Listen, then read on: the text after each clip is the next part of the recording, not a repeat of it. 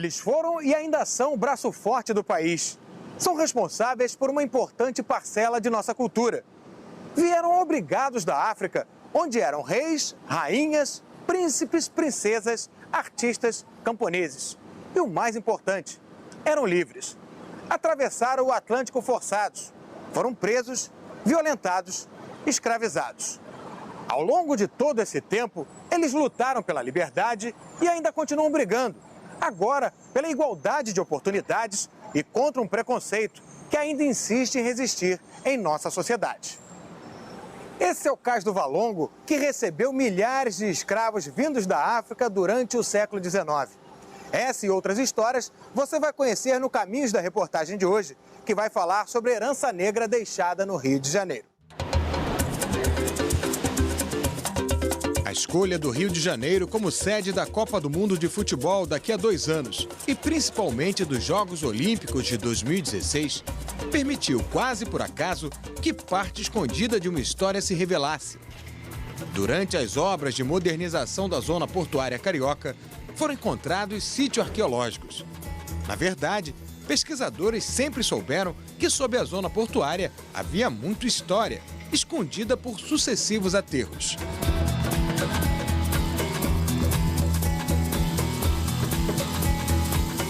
A existência desses tesouros históricos já era conhecida, mas poder revelar e estudar esses sítios em profundidade tem se tornado uma experiência reveladora para os estudiosos e, em breve, também para a população. O que está vindo à tona é tão especial que vai ser criado um circuito histórico e arqueológico nesta área, junto ao Porto do Rio, para celebrar a herança africana, contando um pouco melhor a história dessas populações que vieram para o continente americano à força.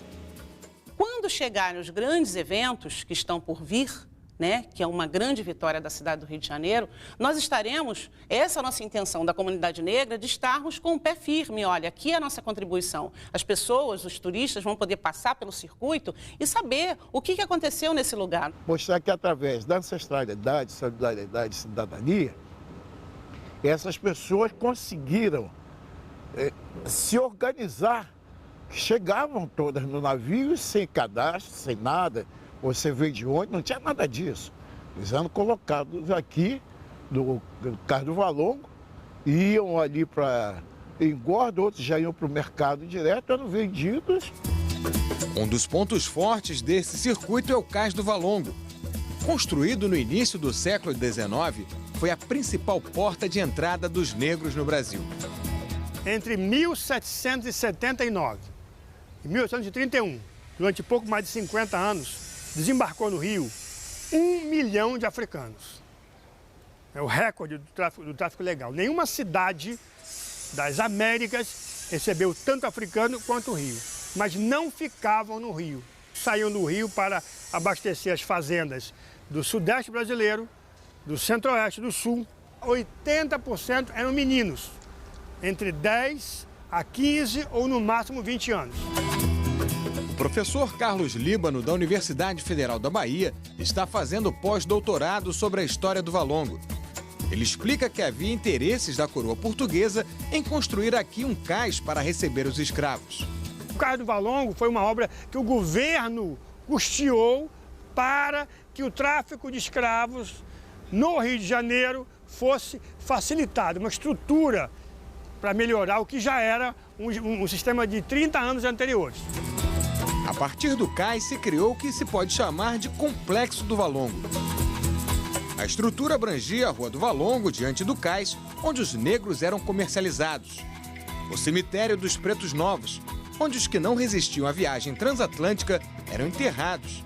E o lazareto, onde os negros doentes se recuperavam para serem postos à venda. À exceção do lazareto, que ainda não foi reencontrado, todo o resto faz parte do circuito histórico e arqueológico da herança africana. Eles eram vendidos na Rua Direita, que é onde é hoje a Rua 1º de Março. Ali moravam os grandes mercadores. E eles vendiam os africanos nas suas casas.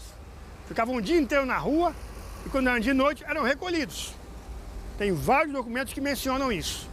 Como começa nesse período, 1758, uma epidemia muito grande de doenças que achavam que eram africanas, o lavradio consegue trazer para cá o comércio de africanos. Quer dizer, é proibido desembarcar africanos em outras partes da cidade do Rio que não nessa área aqui. Então essa região é uma região restrita, delimitada, cercada, e daqui o africano vai para onde? Vai para a fazenda, vai para o engenho de açúcar, vai para outros lugares fora da cidade. Então um local cercado, fechado, separado, onde a população que não precisa de africanos, ou a população, maioria, não tenha contato com eles. Mas em 1843, com a escravidão já em declínio, foi construído sobre o Valongo o Cais da Imperatriz. Esse ficou porque foi construído como cais para receber a esposa de Dom Pedro II. Seria a mãe da princesa Isabel, né, que assinou a Lei Áurea. E não é por coincidência que um cais está por cima do outro. A ideia também era de apagar essa memória do tráfico, porque já era o quê? Já era um comércio condenado.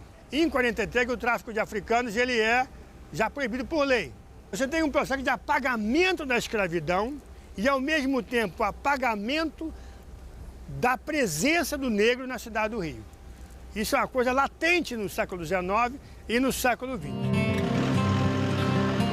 Além do Cais do Valongo, foram encontrados na mesma região vestígios de trapiches ainda mais antigos, do século XVII. E já nesta época, o local era habitado por negros africanos. Essa igreja foi feita por um indivíduo que era filho de um cristão novo na época, Manuel da Mota, com uma africana, Maria do Gentil da Guiné, nação Cabo Verde. Francisco da Mota, ele estudou em Coimbra, fez direito canônico em Coimbra. E quando veio ao Brasil, voltou ao Brasil após a morte do pai, ele recebeu um trapiche nessa região, que era o maior do Rio na época, chamado Trapiche da Prainha. Com essa riqueza desse trapiche, que era muito rendoso, ele mandou fazer essa igreja aqui.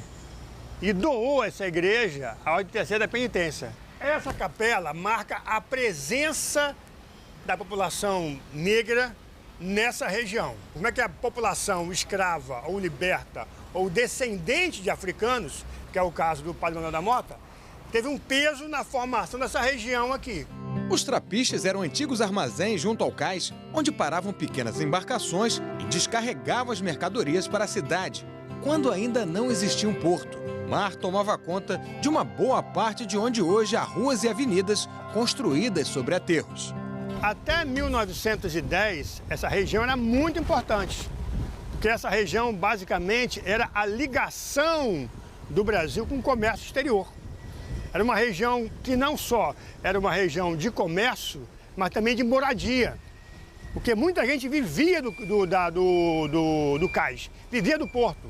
Todo mundo aqui tinha um barquinho, todo mundo aqui tinha uma falua, todo mundo tinha uma catraia.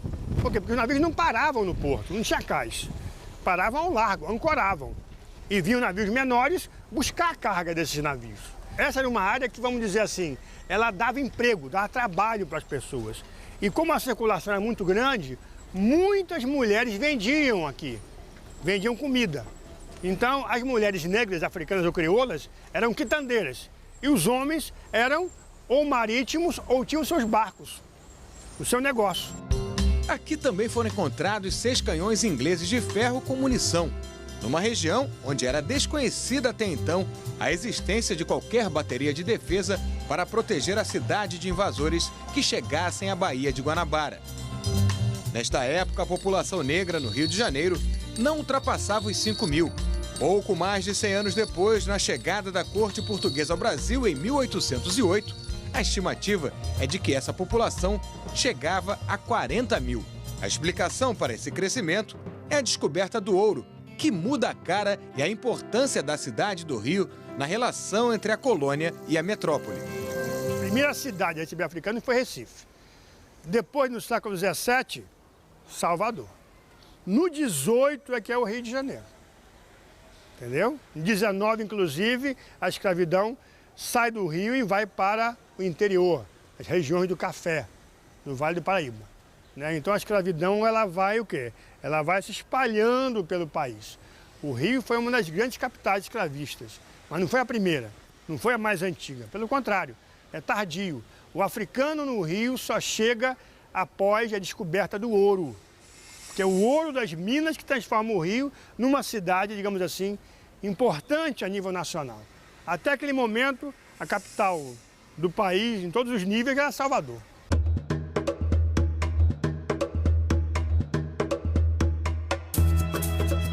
Paciência e muita atenção. Há 1 ano e meio, arqueólogos do Museu Nacional, instalados em contêineres na zona portuária, revolvem e peneiram toneladas de terra e lama em busca de tudo aquilo que ajude a contar o passado. Às vezes são peças mínimas, fragmentos que precisam ser remontados como num quebra-cabeças. Mas também são encontrados objetos quase intactos. A lista é grande. Porcelanas, garrafas, ferramentas, tudo é identificado. A maioria, produtos europeus ou mesmo já produzidos no Brasil. Mas também foram separados, achados que vieram da África. Nós temos aqui uma amostra do que foi encontrado e esses objetos estão indiscutivelmente associados aos africanos escravizados. Nós temos essa pequena amostra, uma amostra que, na verdade, é a herança que esses indivíduos que não puderam contar sua própria história, que não puderam escrever sua própria história, mas deixaram para trás esses objetos esquecidos, perdidos, abandonados ou escondidos, né? Essas várias possibilidades. Esses objetos constituem a herança que eles puderam deixar para a posteridade e para os seus descendentes. Tudo aqui foi encontrado nas redondezas do que um dia foram o Cais do Valongo e o da Imperatriz. O que nos chamou a atenção foi a enorme quantidade de materiais destinados à proteção do corpo. São, em grande parte, amuletos para proteção contra o mal, o que fala de uma forma bastante eloquente sobre as formas brutais de violência que esses corpos sofreram. Eram corpos tão violentados, tão brutalizados, que eles se cobriam com uma segunda pele de amuletos para se protegerem desesperadamente contra os males que lhes eram infligidos. A equipe do Museu Nacional ainda tem toneladas de terra para analisar, mas já há material suficiente para recontar parte da história dos escravos trazidos ao Rio de Janeiro através do Cais do Valongo. A ideia é criar um espaço aqui na zona portuária para mostrar todo esse material para o público. Neste contêiner está uma amostra dos objetos, a parte mais valiosa do acervo. O âmbar era usado por pessoas de distinção hierárquica. Havia uma hierarquia, evidentemente, entre os negros que vieram para cá. Os de mais alta hierarquia utilizavam corais e âmbares.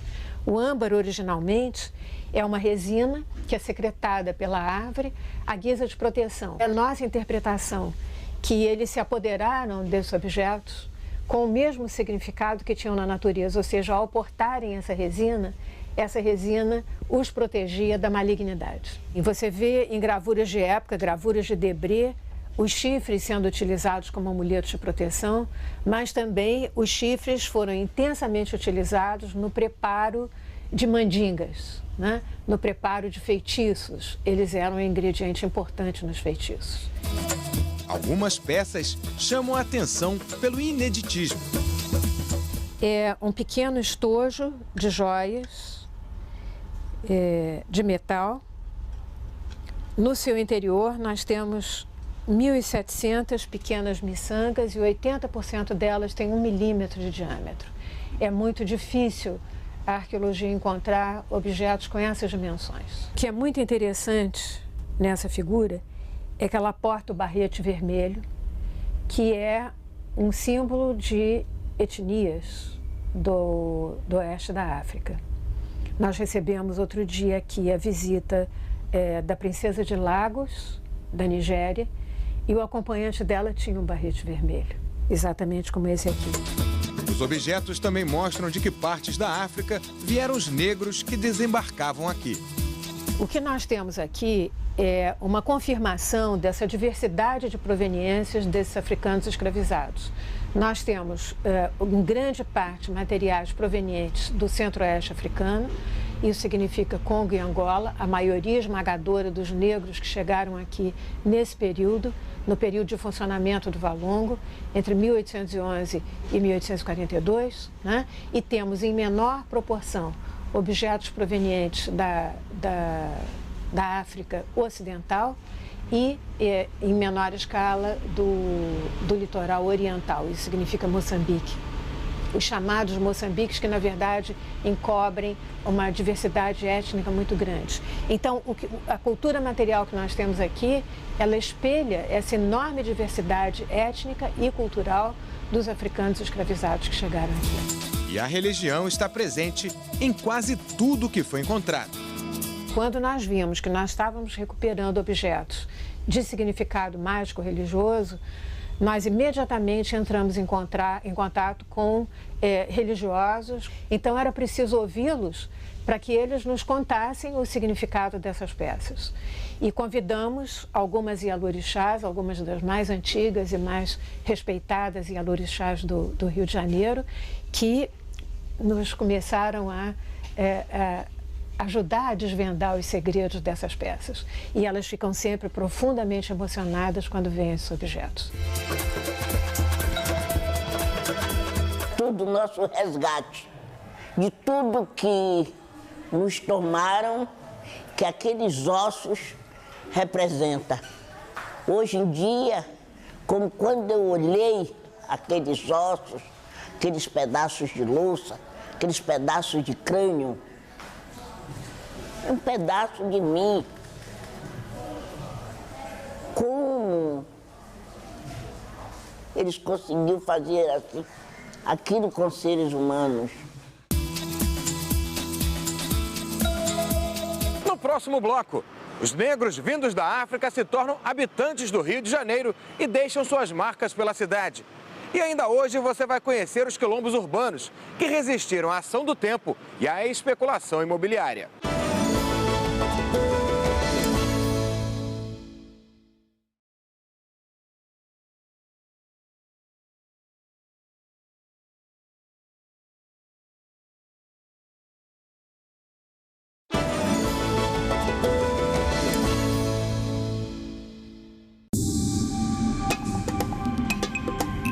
No final do século XVIII, metade da economia do Rio era movida pelo dinheiro do mercado de escravos. Os que chegavam de viagem muito abaixo do peso ou enfraquecidos eram levados para as casas de engorda na Rua do Valongo, onde depois de recuperados eram vendidos. Desta época restou apenas este imóvel, onde atualmente funciona um pequeno museu com objetos encontrados nas escavações. No começo do século XX, para tentar esconder esse passado escravagista e com a alegação de embelezar a região, foi construído sobre o antigo mercado o Jardim do Valongo, restaurado recentemente. E se a localização do cais onde os escravos desembarcavam no Rio era conhecida pelos pesquisadores, outros locais fundamentais para recuperar o passado histórico dos negros africanos ainda precisavam ser revelados. E uma das mais importantes descobertas aconteceu por acaso e de forma surpreendente. Em 1996, a Ana e o Petrúcio decidiram reformar esse antigo imóvel que fica no bairro da Gamboa, bem próximo ao Porto do Rio. A ideia era construir aqui um segundo andar. E assim que as obras começaram, foi preciso quebrar o chão para colocar as fundações. E foi aí que eles levaram um susto. 1, 2, 3, 4, dezenas de ossos. Peguei aquela arcada dentária, nem tinha me tocado, né? Você pega assim e fala assim, não, isso aqui não é de bicho, não, é de gente. Peraí, como é que uma pessoa está aqui dentro do quintal?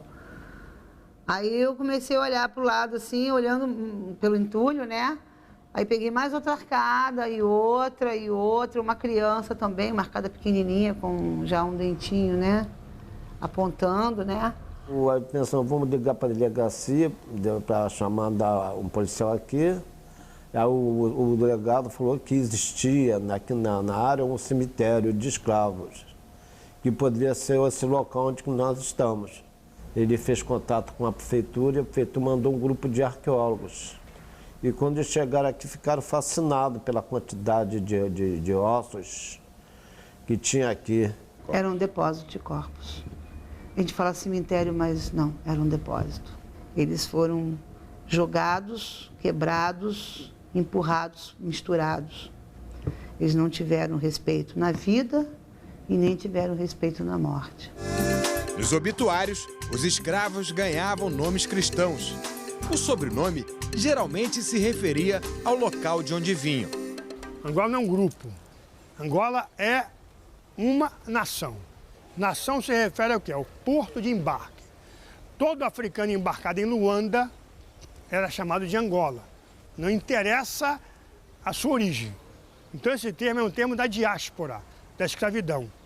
Não tem a ver com a língua que ele utiliza, com a sua cultura ou com a sua etnicidade. É um termo da escravidão, era imposto pelo dono do escravo, pelo senhor, pelo traficante de escravo. E depois que encontrou o cemitério, Ana sempre tem que responder a mesma pergunta. Você já viu fantasma? Eu posso dizer que não fui eu que vi. Eu fui ao fórum, ali na Garage Braga, naquele corredor D, que é compridão, resolver um problema sério para mim, de um IPTU que estava, enfim. Eu tinha que pegar uma senha para poder ser atendida naquele dia, não podia passar daquele dia. Aí, eu sou terrível, né? Tinha que ser comigo mesmo. Chegou na minha vez, acabou a senha, mas eu não me toquei que acabou a senha. Aí eu entrei na sala desse senhor que distribuía as senhas, ele estava sentado na sua mesa. Aí eu falei assim, moço, quando eu falei moço, ele chapou assim na parede, com a cadeira, e ficou me olhando assim, quem são essas pessoas que estão atrás de você? Ele falou assim. Aí eu olhei para trás assim. Não viu ninguém? Não tem ninguém. Quem são esses negros que estão atrás de você? Aí eu falei assim, devem ser meus amigos. Acho que eu tinha que dar uma resposta forte para aquele homem, entendeu? Até porque eu precisava que ele eu chamar a atenção dele. Aí ele, o que você veio fazer aqui? Eu estou com esse problema aqui. Por que você não falou? Me dá isso aqui, volta depois do almoço. Aí eu saí lá para fora, eu falei assim, turma, agora eu acho que eu acredito que vocês vivem atrás de mim. O Cemitério dos Pretos Novos também faz parte do circuito histórico-arqueológico da celebração da herança africana e fica a poucos metros de outras duas atrações do trajeto. Os Jardins do Valongo, na rua onde funcionava o Mercado de Negros, e o Centro Cultural José Bonifácio. O centro, atualmente em obras, quando reaberto, voltará a ser um polo de referência da cultura negra. O prédio, erguido no século XIX, abrigou uma das primeiras escolas públicas do Brasil, atendendo a um pedido de Dom Pedro II. E completando o circuito histórico está a Pedra do Sal. Atualmente o local, ponto importante da formação da cultura negra no Brasil, reúne milhares de pessoas nas noites musicais. Gente que chega aqui atrás do samba de raiz.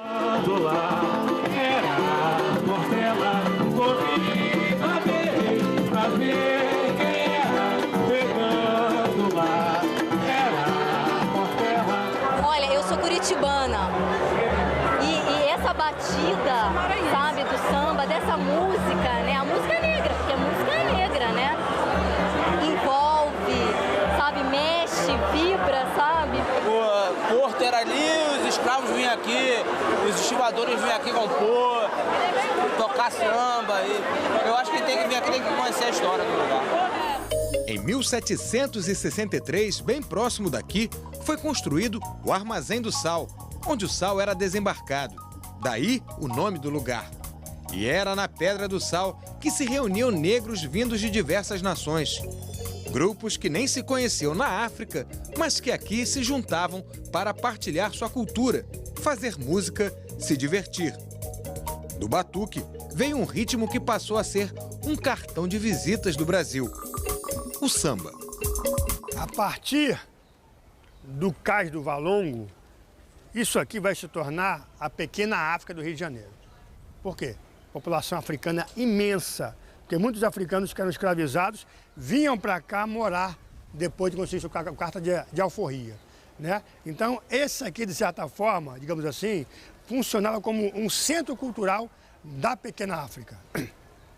Um local onde os africanos, após o trabalho, se reuniam para trocar as suas músicas, trocar os seus códigos culturais, né? Onde o batuque aparecia, onde aparecia a capoeira, onde aparecia o samba, os diversos níveis da cultura negra em formação. Porque a cultura negra não veio da África, ela foi criada na América. Ela é transformada pela mistura entre etnias, pela mistura entre as culturas africanas e também, lógico, com elementos indígenas e europeus. Depois da abolição da escravatura em 1888, a pequena África, que já existia nas proximidades da zona portuária do Rio de Janeiro, se expandiu para áreas próximas, como a Praça 11. Cortiços, casas de cômodo e também os barracos que começavam a surgir nos morros, as primeiras favelas cariocas, passaram a abrigar muitos ex-escravos, inclusive os que deixavam as fazendas do Vale do Paraíba em busca de melhores condições de vida na cidade. Essa área aqui é muito importante porque em torno da Praça 11, que era um bairro, não apenas o Logradouro Praça 11, nós tínhamos aqui uma série de cortiços e casas nos quais os negros se divertiam. Aqui nasceram manifestações negras, como samba derivado do batuque, e também a gente teve o desenvolvimento do candomblé e da capoeira. Na verdade, em 1888, nós já tínhamos cortiços aqui na Praça 11. A polícia dava batismo constantemente, por quê? Porque o samba, o batuque, era uma coisa de negro da ralé, era para ser perseguido e o resto da cidade, a elite, combatia, olhava de lado para essas manifestações negras. Candomblé, a capoeira, o batuque, né, o samba que deriva do batuque. E foi ali que se destacou uma negra baiana, que entrou para a história da cidade. Hilária Batista de Almeida, a Tia Seata. A escola Tia Seata é uma homenagem à negra e à Lorixá, mãe de santo, Tia Seata, né? Que era uma das quituteiras, doceiras aqui, extremamente respeitada, reverenciada mesmo, a Tia Seata, no Rio de Janeiro, nessa área do Rio de Janeiro. Sem dúvida que ela era uma mulher de fibra, uma mulher extremamente respeitada, a tal ponto que, quando o rancho desfilava, o grande momento é quando passava junto, você tem o rito da inversão no Carnaval Tudo Pode, quando o rancho passava junto à sua janela, ela então beijava a bandeira do rancho. Nesta mesma região, no bairro do Estácio, surgiu uma outra manifestação que vai marcar para sempre a cultura brasileira. Em 1927, 28, os compositores se reuniam em um bar em frente a uma escola normal no Estácio, e os compositores do Estácio, Bide, Ismael Silva, eles e outros, né, eles diziam: nós somos professores de samba. Elas vão ser professoras. Então nós somos professores de samba. Vamos fundar uma escola de samba. Então 27, 28, sai a primeira escola de samba, deixa eu falar do Estácio, logo depois a Portela, né, e outras escolas vão surgindo. Nos anos 40, com a inauguração da Avenida Presidente Vargas, ainda hoje uma das principais vias do centro da cidade, grande parte desse passado fundamental da cultura negra é destruído. A Presidente Vargas é inaugurada na data simbólica de 7 de setembro de 1944. São 80 metros de largura, 2.600 metros de extensão. 4 igrejas foram arrasadas. O Campo de Santana mutilado, a Praça 11 arrasada, foi o berço do samba. E diversas ruas aqui sumiram do mapa e algumas foram mutiladas. Mas a herança negra no Rio de Janeiro não se limita à região que ficou conhecida como Pequena África. Refúgios bem escondidos em matas ou morros para os escravos fugidos. Esta a definição mais comum de um quilombo. Mas ao contrário do que pensa a maioria, nem todos eram grandes e em áreas rurais. Ainda hoje existem quilombos no meio da cidade.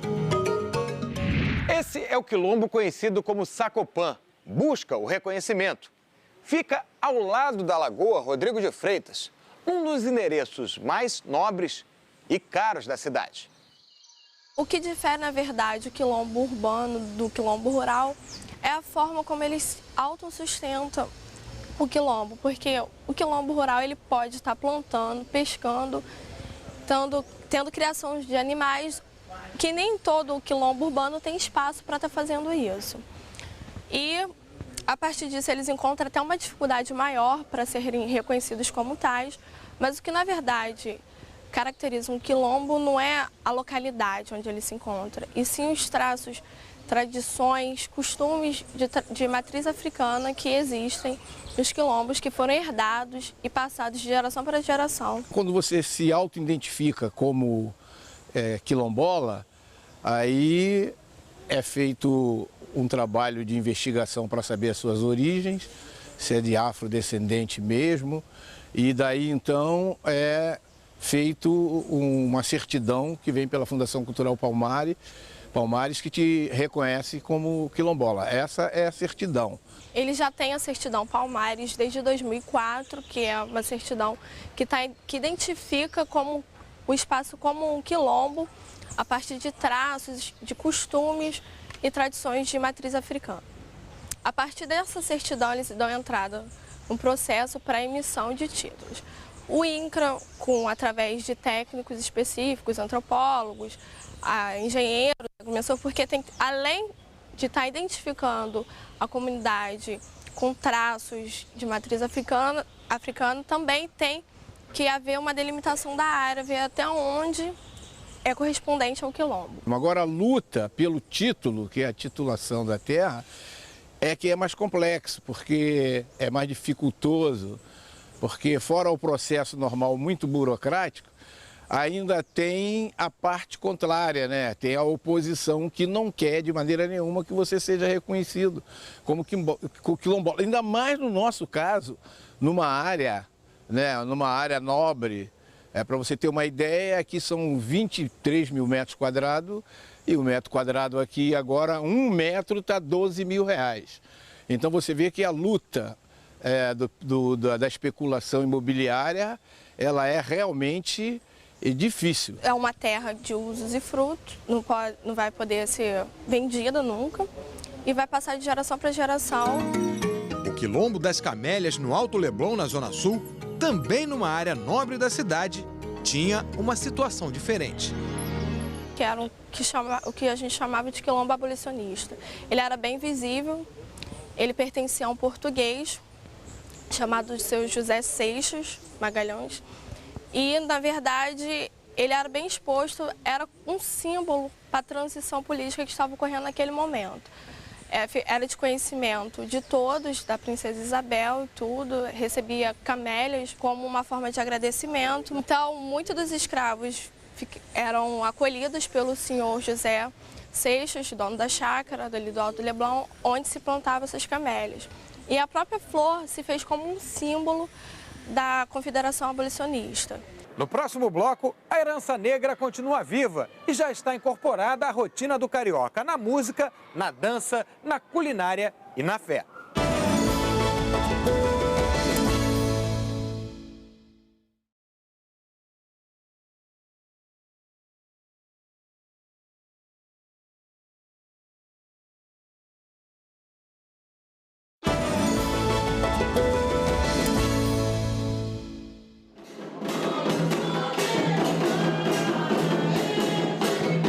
O candomblé é uma outra herança da cultura que veio do continente africano e que já faz parte do cotidiano do Rio. A primeira casa da religião que se tem notícia foi fundada em 1886 no bairro da Saúde, que faz parte da região conhecida como Pequena África. Mas a crença que cultua os orixás e as forças da natureza já é praticada bem antes disso, em diversos cativeiros.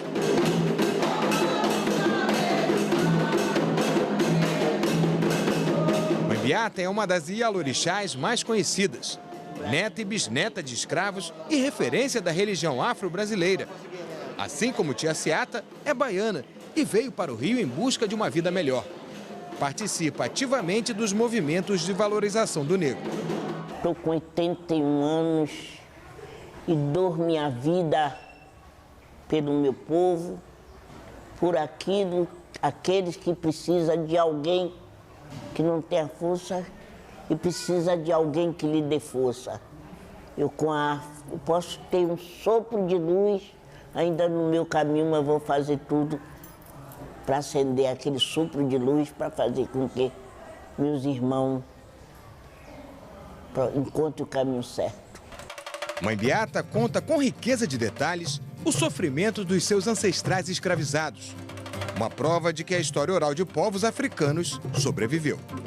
Meu avô era tangedor de cabra, de bode, essas coisas, no campo. Fazia a caminha das crianças enquanto eles estavam lá tangendo, cuidando das ovelhas, das cabras e tudo isso. Eles viram os dois, ouviram as crianças chorarem, eles veio correndo. Quando ele veio, já foi seguro, minha avó também, e eles já estavam com minhas duas tias braço, e dali levaram eles e jogaram dentro de um navio negreiro. Ali uma das minhas tias faleceu, com 3 dias já de viagem faleceu. Minha bisavó ainda viu quando eles pegaram pelas 2 perninhas e jogou ela no mar dos peixes. Ela ficou loucazinha dentro do navio, foi amarrada, chegaram no Brasil. Chegando no Brasil, no porto de Salvador, na Bahia, meu bisavô foi separado da minha avó, da minha bisavó. Foi vendida para outro dono de engenho. Estamos em São João de Meriti, na Baixada Fluminense. A cada primeiro domingo do mês, acontece aqui nessa pequena igreja a missa enculturada, para valorizar a herança afro. Apesar da liturgia ser celebrada há mais de 8 anos, até hoje gera polêmica no meio católico. Como você trazer a cultura afro-brasileira para dentro da igreja, né? Para além daquilo que limitadamente nós tínhamos nas irmandades, né? Em um determinado momento tem um choque. Por outro lado, a catequese, a evangelização, o diálogo, a abertura de coração vai dizendo que aqui tem uma proposta, aqui tem um mistério. Frei Tatá está à frente deste culto. Quem chega à igreja já percebe algumas mudanças em relação a uma missa convencional. A começar pela ornamentação. Na parede, a Santa Ceia é retratada com apóstolos negros. Você sair de um padrão simplesmente do senta, levanta, de olhar para o padre, cantar, de falar com o corpo, né? Rezar com o corpo todo, com o coração, com a mente e acima de tudo, introduzindo alguns elementos que antes eram considerados estranhos, né? Como o atabaque, por exemplo, o ritmo. Você imaginar um ofertório rico, vibrante, dançante, com comida. Os fiéis chegam de pontos da Baixada Fluminense e também da capital. Se vestem com túnicas estampadas com cores vivas para ter maior participação na cerimônia.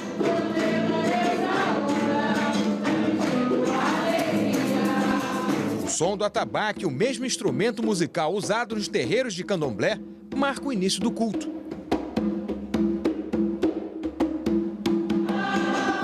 Durante a celebração, muitos cânticos. Na hora do ofertório, alimentos como pães, frutas, doces e salgados são partilhados entre os fiéis. Além de São José, padroeiro da igreja, a devoção também aos santos negros, São Benedito e Nossa Senhora do Rosário. Viva Nossa Senhora!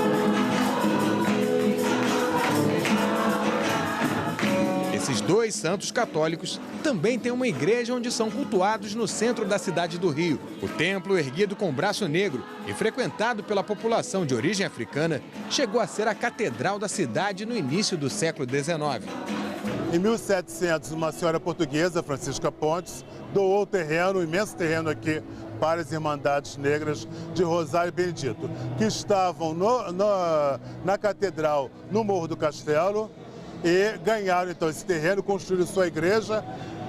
Em 1737, a igreja, o melhor estado de conservação no Rio de Janeiro, e vai abrigar a Catedral de São Sebastião do Rio de Janeiro, contra a vontade das Irmandades Negras de Rosário e Benedito. Estamos em 8 de março de 1808, com a chegada da família real. Dom João, então, vem agradecer a viagem bem-sucedida aqui na igreja que está abrigando a catedral, a igreja de Nossa Senhora do Rosário e São Benedito. As Irmandades de Rosário e Benedito foram proibidas de receberem a corte, elas foram aprisionadas na sacristia e elas prometeram que iam embora para casa. Mas com nada, elas deram meia volta e na hora que a corte está chegando, elas abriram alas e dizendo que a igreja era de Rosário e Benedito e que a corte era bem-vinda à igreja. Na culinária, a cultura negra também mostra sua força.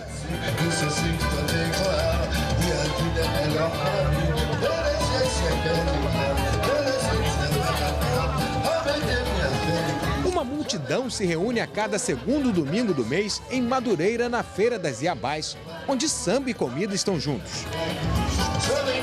Comecei a lembrar de várias comidas tradicionais dessa região, que é uma região onde a população negra foi maioria, né? Mas com uma beleza de história, que aqui na região da Grande Madureira tinham negros, judeus, árabes, e o mais importante aqui, que não tem esse negócio da tolerância. As pessoas convivem bem com a diferença, né?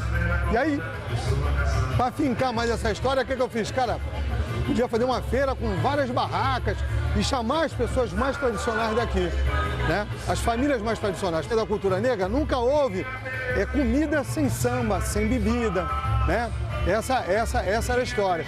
E aqui a gente tem uma tradição dessas matriarcas, Feira das Iabás, porque no fundo essas mulheres, como Tia Doca, Vovó Maria Joana, como Dona Rosália, Vovó Doroteia, Dona Esther, elas no fundo foram divindades nas nossas vidas, né? Tia Vicentina, a famosa Vicentina do feijão do Paulinho. Então pegou bem pra caramba esse nome Iabás por conta disso, são divindades mulheres, né? São rainhas mulheres. Iabá quer dizer rainha-mãe. E aqui elas são representadas por cozinheiras que capricham nos quitutes. São 16 barracas. Iabá são as entidades Oxum, Nanã, Iemanjá. E nós somos, e algumas comidas aqui representam os orixás. A comida negra é maravilhosa. Você vê que no meu cozido tem pé de porco, tem orelha. Já até acabou, mas já é origem negra. Tudo que você imagina, carne seca, lombo, jiló. Nada como comer um angu baiano, nada como comer um feijão tropeiro.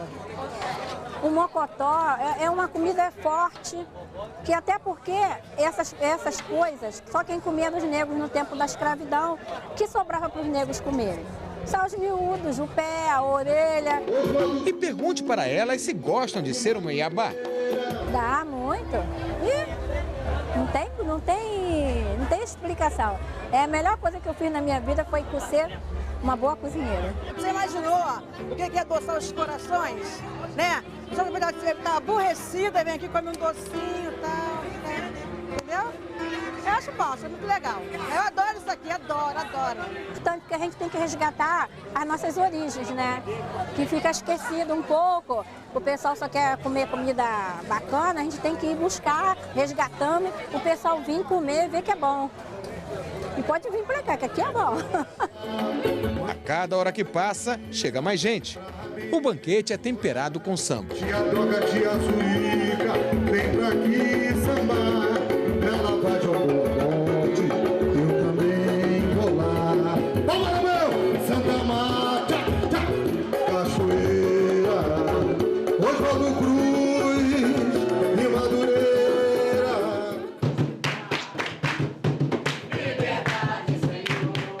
Morro da Serrinha, bairro de Madureira, subúrbio carioca. Aqui é mantida uma tradição vinda dos tempos de cativeiro, o jongo. Tava dormindo, quando Angola me chamou. Tava dormindo, quando Angola me chamou. Levanta, nego, cativeiro se acabou. Levanta. tá mesmo, o cativeiro se acabou. Tava dormindo quando Engoma me chamou.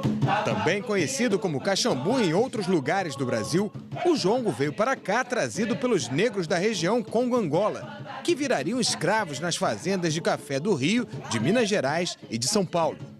A dança profana e sensual era permitida pelos senhores somente durante os festejos dos dias católicos. Para os africanos, era um dos poucos momentos de lazer e confraternização. Depois, escravos fugidos e libertos que deixavam as fazendas e vinham para a capital em busca de melhores oportunidades, mantiveram viva a música de seus ancestrais, símbolo de resistência da cultura negra. Era o ritmo predominante nas favelas no fim do século XIX e começo do século XX.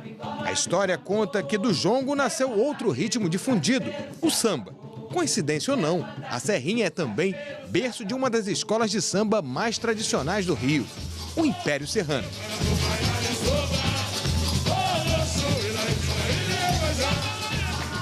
Nas primeiras décadas do século passado, o jongo correu o risco de desaparecer com a morte dos jongueiros idosos. Era preciso reagir.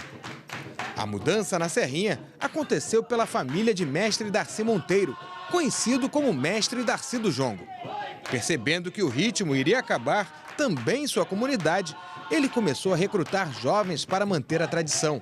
Uma das fundadoras do Império Serrano e em plena atividade, Tia Maria, 93 anos, lembra que atendeu ao apelo de Mestre Darcy para manter viva uma das mais belas expressões culturais negras. Tinha lá jongo, na Morro da Mangueira, lá naquele morro dali de São Carlos, tinha aqui na Seu Vieira, aqui na Portela, Dona Florinda lá no Alto da Congonha, mas uma roda de jongo era só velho. Não tinha moço.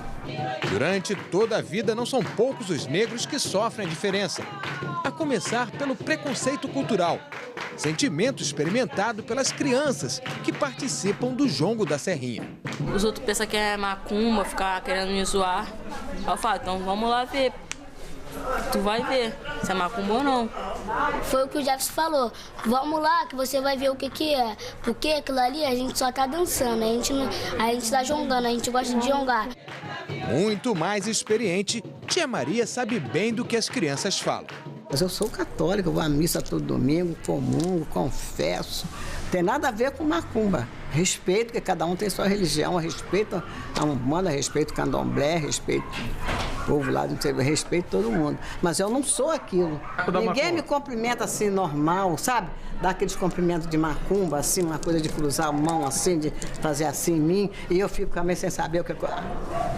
Deli, você tem que me ensinar, porque a Deli foi criada, né, dentro do negócio, a mãe dela era daquilo, a mãe, você tem que me ensinar. Ah, Tia Maria, só se ela fazer qualquer coisa assim, tá bom, não, mas não é assim não.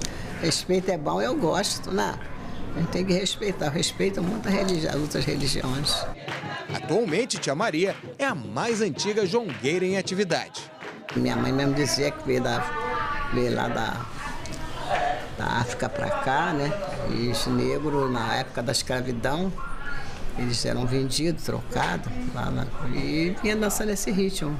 E os brasileiros foi gostando, na senzala foi ficando para nós. Tanto que dizem que lá na África eles não sabem mais o que é isso, que acabou também lá.